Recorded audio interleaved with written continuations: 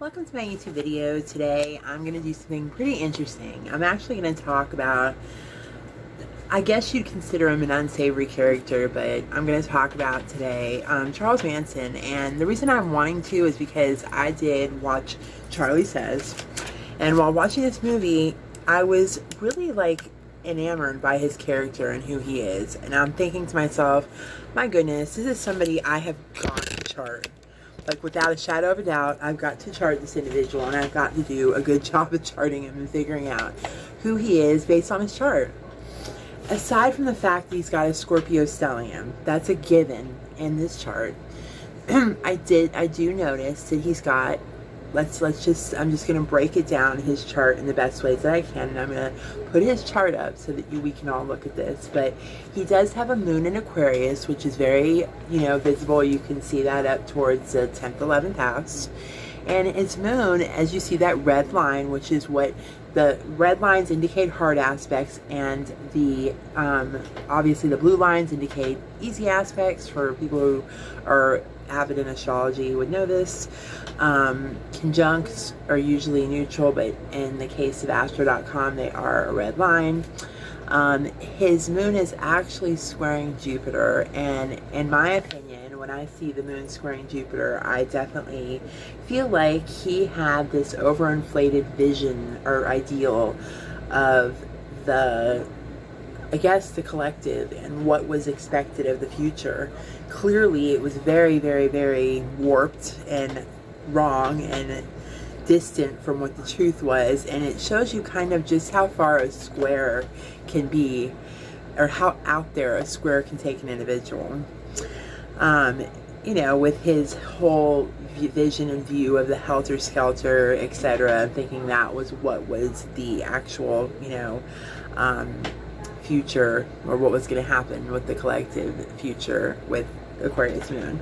And usually Aquarius moon people are going to be very much I don't want to say visionaries, but they're going to be on the roll of what the collective society is thinking at the time. Now, he's got his sun conjuncting his Venus, and one thing that every astrologer can really, really agree on was when your sun conjuncts your Venus, it's very much like having your Venus in the first house.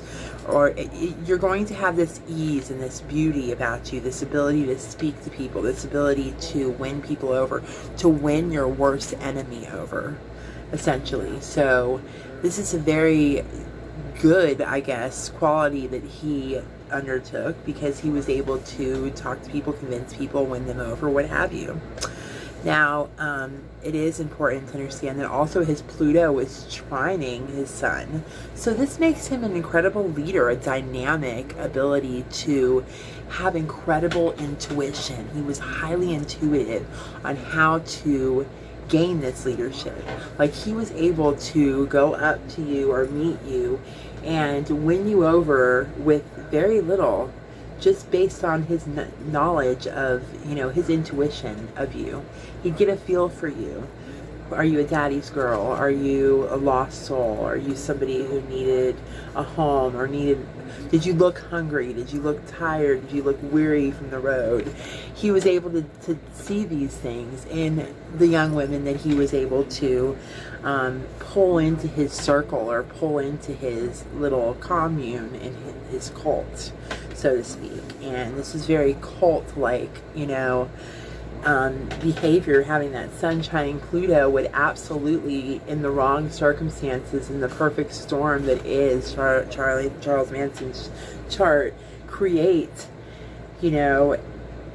a cult leader. So, Pluto is in his IC. So Pluto in his IC changes. This guy went through drastic changes throughout his life. It was one change after another, after another, after another. However, he does have a Taurus ascendant. And with a Taurus ascendant, we do know that Taurus ascendants tend to be, I'm just going to basically let you know, that Taurus ascendants tend to believe that they are royal. They have this royal regalness to them that they portray, and their, attitudes and their behavior. They have this regalness, that they feel like they're royalty, and they project that onto their entire natal chart, and every one of the houses on their natal chart is projected. So, it's literally, you know, something that you could see right on his chart. So now his Pluto squaring Uranus is a very difficult aspect. This aspect is surprising. Like it means that there's going to be a ton of surprising events that just pop up in this man's life that was giving him no stability whatsoever. He had no stability. He was craving stability, craving the family, the Manson family, so to speak. He was craving family, and he was craving solidarity, and he was craving to have something that was stable. And I believe that that's what he created down there with his ranch and his commune and his people. And he had this obsessive need to be constantly stimulated based on his moon squaring his Mercury. That definitely tells you he needed constant stimulation. So therefore the sex and the drugs fall into place. Very much so, the obsessive use of the drugs and the sex. So, you know, he really did. He was a very adaptable individual because of his Pluto squaring his Uranus. That makes for a very adaptable person. You know, others are going to see a person, though, that is obsessed, that obsessively needs constant stimulation because they have their moon squaring their Mercury. They're going to see that person as rebellious, reckless, and erratic. Which, oh yeah, we've seen him as that. He was absolutely that way. He had to struggle to keep the tension between his heart and his mind under control based on, well, this aspect's a simple one that a lot of us tend to have, was just he had a simple, you know, his sun, I believe his sun was squaring his moon. Now let me make sure, let me double check what it was. No, it was just simply that he has his Mercury squaring his moon, and that's, oh, his mind is always going to be, he's always kind of going to be at odds with that. And, you know, clearly his sun squaring his Saturn, he had some issues with authority right off the rip. That's going to tell you, that's like one of the biggest aspects. And I saved that one for last because when your sun's, and I did draw out his chart for those of you who are interested. I love drawing these beautiful charts. I do these for all of my customers or my clients when I do a reading, is I'll draw out their chart. It gives me like a better idea of the heart, the larger aspects, and then from that point I can go from there. But Uranus squaring Pluto is never a good aspect in a person's chart. Uranus squaring Saturn, never a good aspect in a person's chart. Many surprising events happening in his life. But then, you know, like I said, his sun squaring Saturn, super like rebellious, super against authority, super like totally rebelling against authority in every way, shape, and form that he can. And it seemed like even after his Saturn return of his 30th birthday, that he probably, I believe he spent that in prison, that he still did not change who he was in that regard. So, needless to say, I really feel like the most interesting other thing that I can gather from this, even though this chart is in Placidius, and I usually work in whole sign when I do, you know, talk about people's ascendant sign. He had a Taurus ascendant, you know, and his sign was Scorpio. That Scorpio stellium includes his Sun, his Venus, and it does include his Mercury by 1 degree, okay? So I don't technically include his Jupiter, which is an outer planet, but I will say that it might be arguable with other astrologers about his moon squaring his Jupiter and what that defines and what that, how that played out in Charles Manson's life. I feel that it did play out, that he had ideas of grandeur and ideas of things that were illusions that were completely off base. But like that of an Aquarius moon, he was forward thinking of the collective, thinking of the, you know, future and preparing for the future. And in so, he just was preparing for the wrong future, and Jupiter was very much at the wrong future. So I feel like that, you know, really in reality, you know, that's a very good assessment of his chart. You know, Uranus is in his 12th house of Aries, so, you know, the placement of a lot of his planets are, you know, nothing stands out terribly, you know, for me.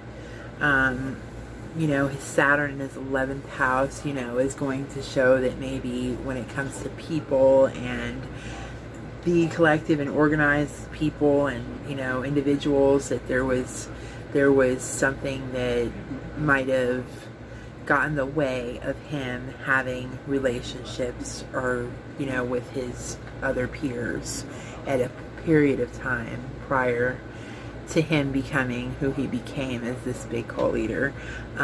You know, a Saturn in the 11th house would just represent some kind of, like, you know, binding or something that's preventing you from having those relationships with the collective. But eventually, I feel like after his Saturn return, that probably ceased to be an issue. And we were mostly looking at the monster created by the Sun-Pluto trine in which he's got. So I believe that his main aspects that are most relevant to his charts, I believe, are these three. His Sun trining his Pluto. It absolutely dominates the chart. It tells me right off the rip that this man is going to be a leader in the sense of using Pluto in that regard, which is terrifying, you know. His Sun squaring Jupiter, I feel like that in so many ways tells me, I mean, his Moon squaring Jupiter, that tells me in so many ways that he was totally disillusioned about the future. The stellium in Scorpio tells me immediately that he's moody, erratic, ruled by Pluto in a lot of ways, that he's very changeable, emotional, psychic, intuitive, that those things are highly important. He's highly invested in those things. And then, of course, his Pluto squaring his Uranus, the changeability and his ability to adapt. However, you know, it made him a very adaptable person, that, you know, he sought financial stability at the most, but his life had drastic events. And yes, this man had some drastic events go down, I would say, to say the least. Nonetheless, those, I believe, are the defining ones that stand out to me in his chart that I've seen almost instantaneously upon looking at his chart. I welcome anybody in the comment section to add anything that you're seeing in his chart that might be of interest astrologically, and kind of, you know, telling the story of who Charles Manson is. I do readings and what have you, so please subscribe below. I look forward to making more videos and, you know, talking to you again, because astrology is my obsession and my love. And remember, one sign, one placement, one house, one aspect does not define you. You are not defined by any one particular thing, but by many things. So have a wonderful, beautiful day. Namaste.